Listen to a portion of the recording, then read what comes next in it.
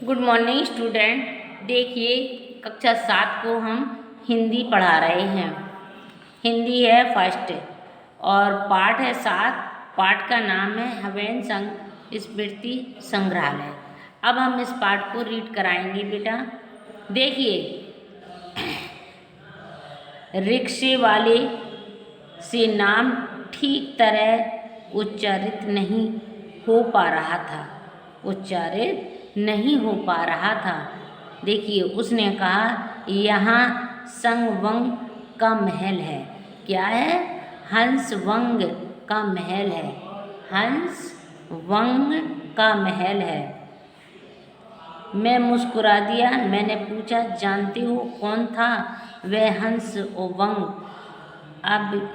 अब की मुस्कराने की बारी रिक्शे वाले की थी। देखिए, बोला, साहब यह तो आप ही जानो, हम तो आप लोगों को जानते हैं। यहाँ बोलते हैं रिक्शा घुमा देते हैं। जहाँ बोलते हैं वहाँ हम रिक्शा घुमा देते हैं। देखिए, रिक्शे वाले ने नाम ठीक तरह उच्चारित नहीं हो पा रहा था, मतलब कि वो बोल नहीं पा रहा था। उसने कहा, ये हंस और वंग का महल है। मैं मुस्कुरा दिया।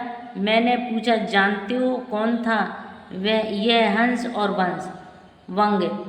अब की मुस्कुराने की बारी रिक्शे वाले की थी। बोला, साहब यह तो आप ही जानते हो, हम तो आप लोगों को जानते हैं। जहाँ बोला वहाँ रिक्शा घुमा दिया। लेकिन भाई यह महल नहीं है, म्यूजियम है। मैंने अपना ज्ञान बढ़ाया। म्यूजियम होना होगा, लेकिन देखने में तो महल ही लगता है। रिक्शे वाले ने अपनी विवेचना सामने रख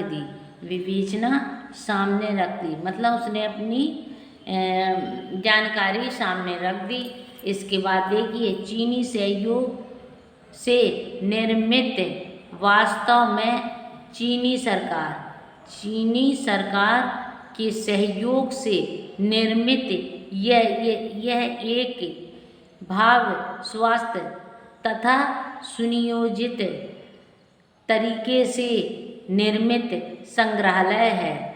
क्या है? संग्रहालय है, जिसके माध्यम से हवैन संघ को याद किया जाता है।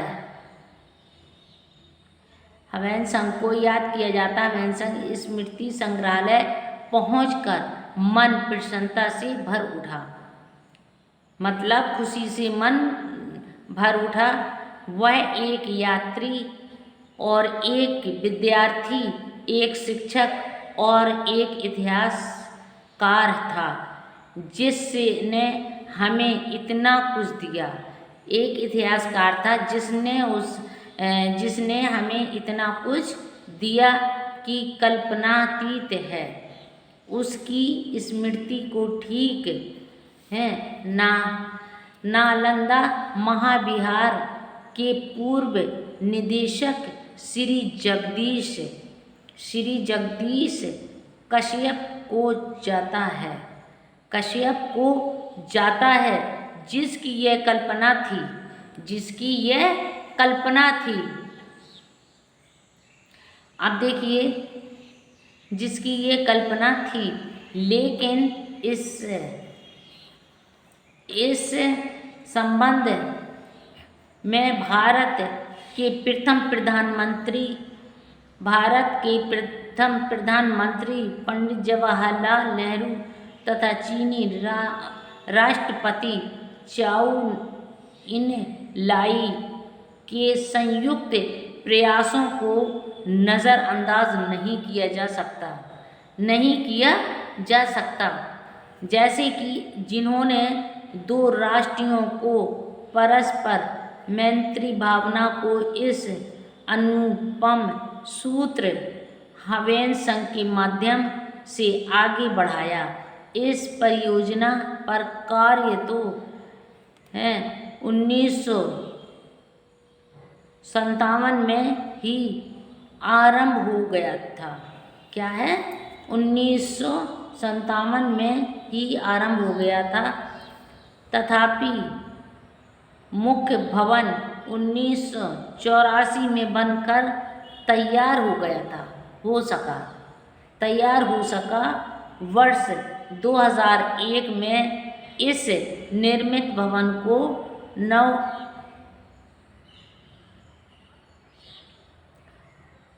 नालंदा महाविहार को सौंप दिया गया, जबकि संग्रहालय का विधिवत उद्घाटन फरवरी 2007 में हुआ था।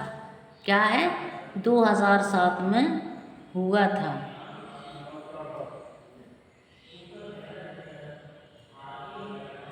संग्रहालय का विशाल मुख्य द्वार।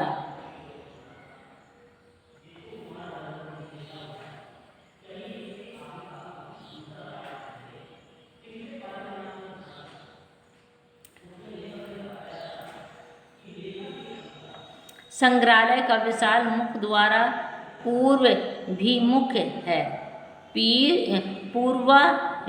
पूर्वाभिमुख है तथा कौनसे से निर्मित है, जो अपने मुख्य भवन से साम्यता रखने के उद्देश्य से उतना ही भव्य बनाया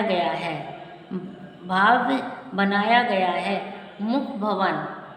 मुख्य भवन में चीनी संस्कृति और कलात्मकता की झलक दिखाई पड़ती है, तथा भवन की छत का नीला रंग आँखों को सुकून पहुँचाता है।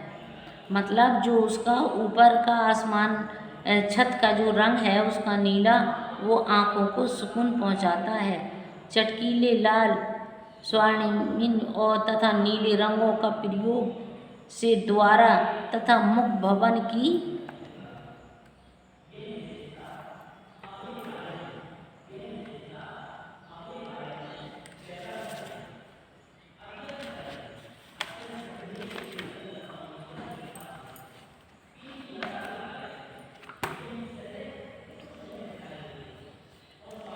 दीवारों का सौंदर्य प्रदान किया गया है। संभवतः यह माना जाता है कि लाल रंग नकारात्मक ताकतों का निवारण करता है। स्वर्णिम रंग का संबंध शुद्धता तथा स्मृति से है, एवं नीले रंग को अमरता की निशानी माना जाता है। मुख्य द्वार से भीतर प्रविष्ट होते ही दाहिनी ओर एक सफ़ेद कलात्मक खुले भवन के नीचे लगाया गया एक विशाल घंटा दृष्टिगोचर होगा, जिस पर भगवान बुद्ध उपदेशित कोई सूत्र चीनी भाषा, देवनागरी और संस्कृति में अंकित है।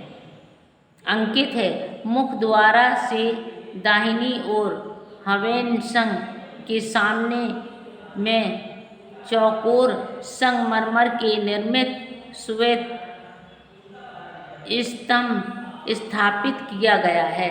ठीक सामने हवेन संघ की काले रंग की भाव-कौश प्रतिमा स्थापित की गई है, जिस पर लिखा है हवेन संघ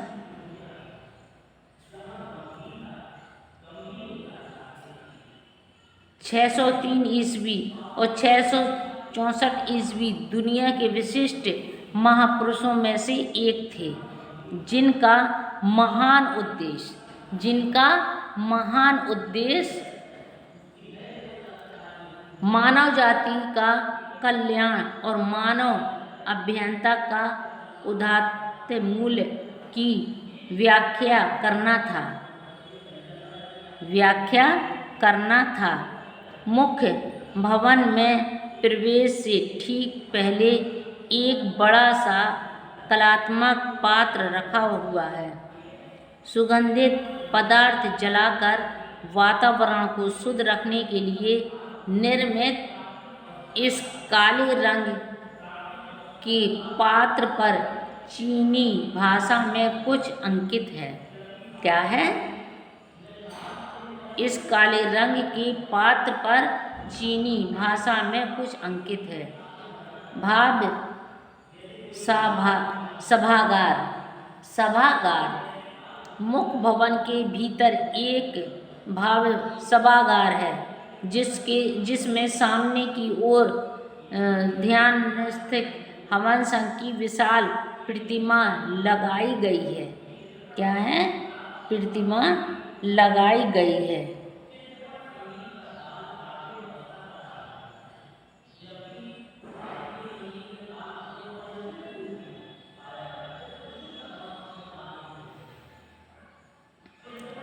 जिनके सामने काष्ठ की एक कल्पना मेज रखी गई है जिसे फूलों से सजा दिया जाता है। प्रतिमा के ठीक सामने भगवान बुद्ध के चरण चिन्ह से अंकित एक पाषाण शिला रखी गई है।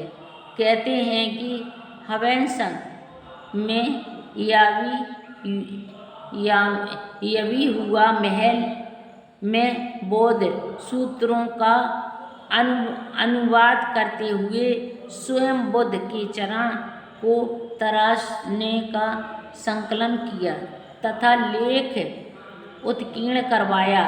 पश्चिमी जगत के अभिलेख के अनुसार महात्मा बुद्ध ने पाटलिपुत्र मगध में अपने चरण चिन्ह छोड़े हैं। हवन संघ ने इस पवित्र पदचिन्ह की पूजा की तथा प्रतिलिपि बनाकर यावी हुआ महल ले गए थे। 1999 में एक शिला खोजी गई। हवन संघ की मुख्य प्रतिमा के ठीक पीछे सफ़ेद दीवार पर मैत्रेय बुद्ध की प्रतिमा उत्कीर्ण है। दीवारों पर बड़े बड़े पैनल लगाए गए हैं जिन पर हवन संघ का संपूर्ण जीवन चित्रित किया गया है। सभागार की छत पर अनंता के चित्रों के अनुकल्प अंकित है। सभागार में कई महत्वपूर्ण तेलचित्र भी लगे हुए हैं जिनमें प्रमुख हैं हवन संघ की विभिन्न कार्य करने, ब्राह्मण की कठिनाइयाँ, उनकी सम्राट हर्षवर्धन में मुलाकात, प्रसिद्ध बुद्ध, विष्णु, शील ब्रह्म आदि। देखिए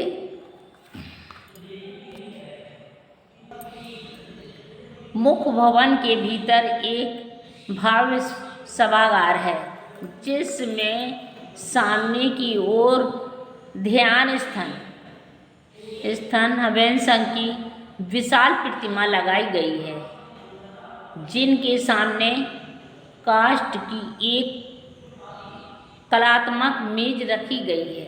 क्या है? एक कलात्मक मेज रखी गई है जिसे फूलों से सजा दिया जाता है। प्रतिमा के ठीक सामने भगवान बुद्ध के चरण चिन्ह से अंकित एक पाषाण शिला रखी गई है। क्या है? एक पाषाण शिला रखी गई है।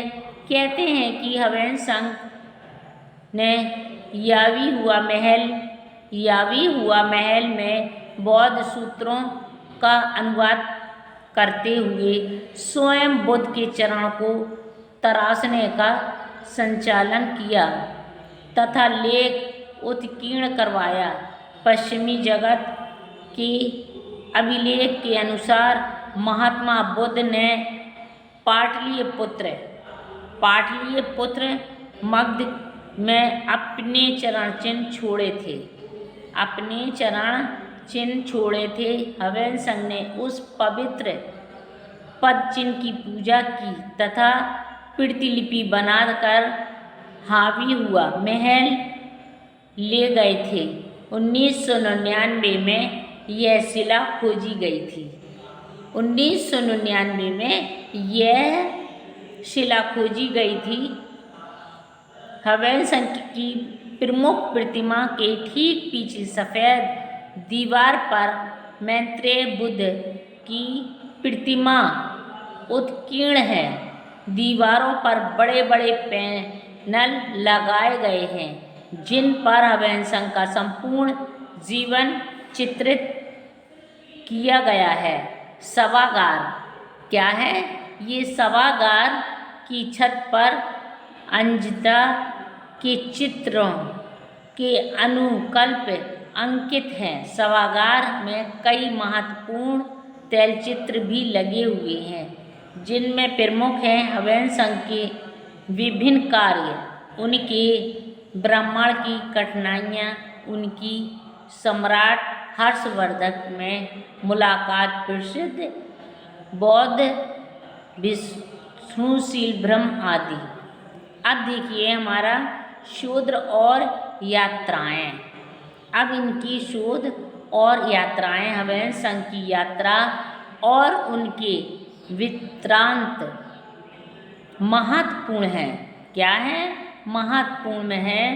अगर वे उपलब्ध न रहे होते तो प्राचीन भारत के इतिहास का बहुत सा कोना अंधेरे में डूबा रहता। बहुत सा कोना अंधेरे में डूबा रहता जिसमें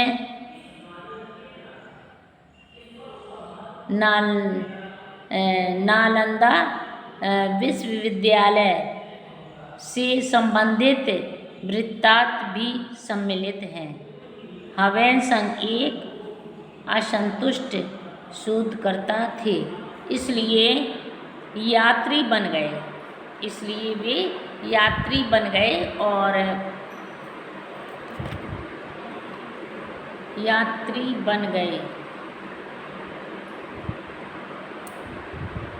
चीन के होनारफू के साथ जन्मे हवैन संघ बौद्ध धर्म की ओर अंकुष्ट हुए, किंतु और जानने की लालसा और उपलब्ध ज्ञान से असंतुष्ट उन्हें भारत खींच लाई। भारत यात्रा के लिए चूँकि चीनी सम्राट ने उन्हें पारपत्र जारी नहीं किया, अतः वे गुप्त रूप से अनेक कठिनाइयों का सामना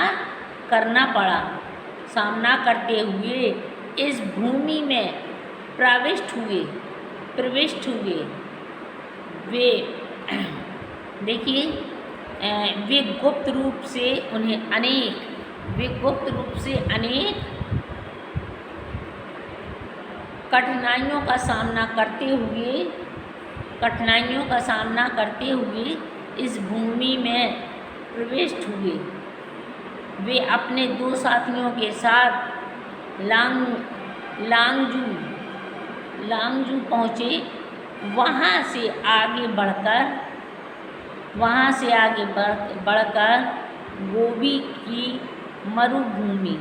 मरुभूमि को पार किया। दुश्वारियाँ इतनी थी कि साथी लौट आ गए, किंतु हवैन संघ चलते रहे। हामी, काशनगर, बल्ख, बामियान, काबुल, पेशावर, तक्षशिला और सन 631 ईस्वी में कश्मीर, जहां उन्होंने लगभग 2 वर्ष तक अध्ययन किया। क्या है? उन्होंने उन्होंने जहाँ लगभग 2 वर्ष तक अध्ययन किया। कश्मीर से पुनः यात्रा प्रारंभ हुई तो मथुरा थानेश्वर होते हुए वे कन्नौज पहुँचे तो सम्राट हर्षवर्धन की राजधानी हुआ करती थी। मतलब जो है जो सम्राट हर्षवर्धन की राजधानी हुआ करती थी। सम्राट से स्वागत व सहायता प्राप्त करने के बाद यात्री पुनः चल पड़ा। क्या है? यात्री पुनः चल पड़ा।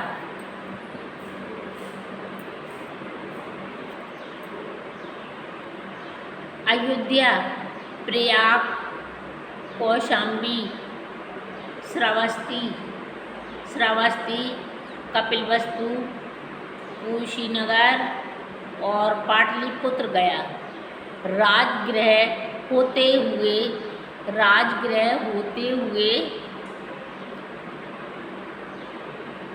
नालंदा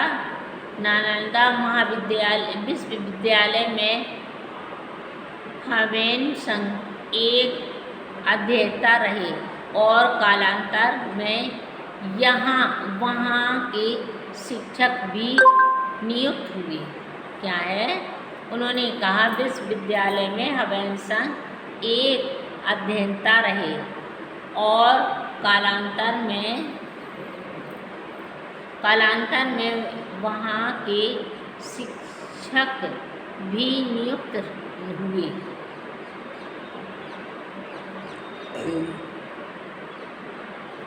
अब भी यह यात्री नहीं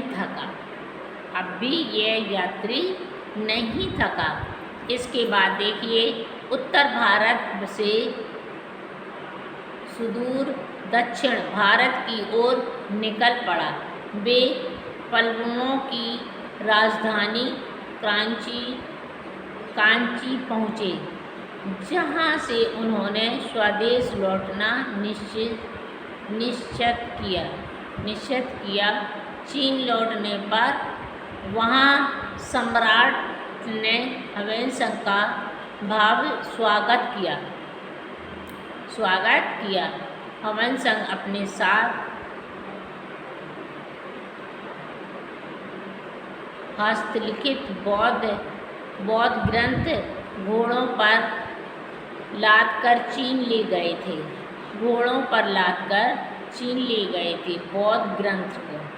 बौद्ध ग्रंथ को मतलब घोड़ों पर लादकर चीन ले गए थे। अपना शेष जीवन उन्होंने इन ग्रंथों के अनुवाद तथा यात्रा वृत्तांत के लेखक में लगाया। तत्कालीन भारतीय समाज का जो आईना हवेनसंग से प्रस्तुत किया है वह प्रभावित करता है।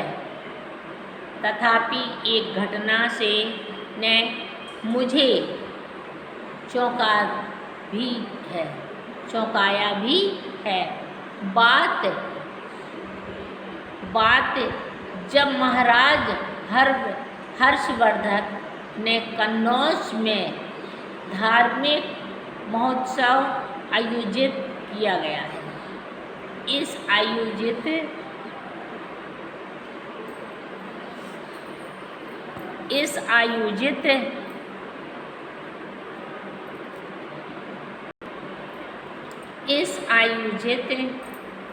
में साम्राज्य भर से 20 राजा, 3 सहस्त्र बौद्ध भिक्षु, 3000 ब्राह्मण, विद्वान, जैन धर्माचार्य तथा नालंदा विश्वविद्यालय के अध्यापक सम्मिलित हुए थे। हवेनसंग ने स्वयं इस आयोजन में महायान धर्म पर व्याख्यान का प्रवचन दिए थे तथा उन्होंने यहाँ विद्वान घोषित कर सम्मानित भी किया गया था। यह आयोजन अत्यधिक विवादों में रहा। कहते हैं कि हर्षवर्धन ने अन्य धर्मावलंबियों को स्वतंत्र यात्राएं से वंचित कर दिया था। कई विद्वान लौट गए तो कुछ ने अपनी नाराज़गी भी प्रकट की। कुछ लोगों ने उनसे अपनी नाराज़गी भी प्रकट की। यह निर्विवाद है कि हमें हवेली का कृतज्ञ होना चाहिए। नालंदा विश्वविद्यालय में पुरावशेष देखने के पश्चात हर पर्यटक और शोधकर्ता को मेरी सलाह है कि एक बार हवेली स्मृति संग्रहालय अवश्य जाएं।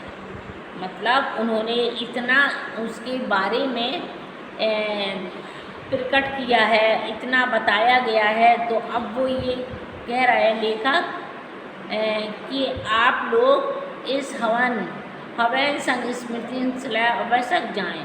इस संग्रहालय को सम्मान देकर वास्तु हमें अपने इतिहास की कड़ियों का प्रमाणिकता से जोड़ने वाले उस व्यक्ति को सम्मानित कर रहे होते हैं जिसने भारतीय होने के हमारे गर्व के कारणों का शताब्दियों पहले दस्तावेजीकरण किया था। देखिए, इसके लेखक हैं राजीव रंजन प्रसाद। इन्होंने देखिए उस हवेली स्मृति संग्रहालय का किस तरीके से वर्णन किया गया है और उन्होंने ये भी बताया है, इसको आप लोग भी जाएं और अपना वहाँ का आप लोग देखें।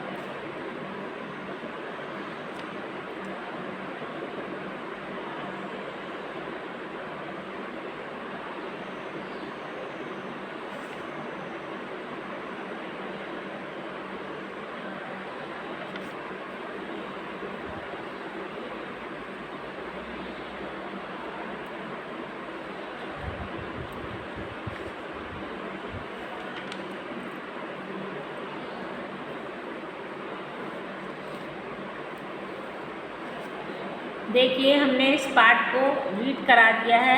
अब आप लोग भी इसको रीड कराएं। अब हम इसके क्वेश्चन आंसर करवाएंगे और बुक फिल करवाएंगे। देखिए, इसमें शब्दार्थ भी हैं, तो हम शब्दार्थ भी लिखवाएंगे। भाव है माने विशाल, शालीशान, सुनियोजित, योजनाबद्ध, स्मृति, याद, कल्पना, कल्पनातीत, सोच कल्पना से परे। संक्षिप्त, अच्छी तरह बचाकर रखा हुआ। परस्पर आपस में है। परियोजना, विकास निर्माण के लिए तैयार की गई योजना। विधिवत, विधि के अनुसार। साम्यता, बराबरी। निवारण, समाधान। कल्पना, धारणा, विचार। दृष्टिगोचर, दिखाई देने वाला। उदात्त, महान, उदार, उत्पन्न, उत्तम। उत्कीर्ण, लिखा हुआ, खुदा हुआ। लिखा हुआ, खुदा हुआ। प्रतिलिपि, मूल।